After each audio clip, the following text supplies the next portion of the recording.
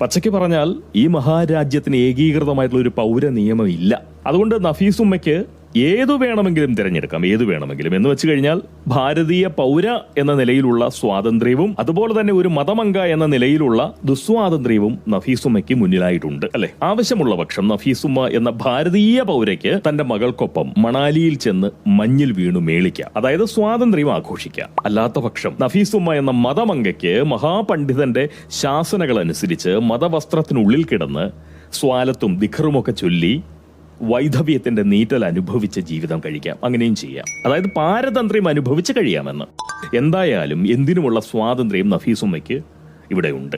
പക്ഷെ നഫീസുമ്മ മതപണ്ഡിതന്റെ ശാസനയ്ക്ക് ഇരപ്പെട്ടുകൊണ്ട് പാരതന്ത്ര്യം അനുഭവിക്കുമെന്ന് പോങ്ങിന് തോന്നുന്നില്ല.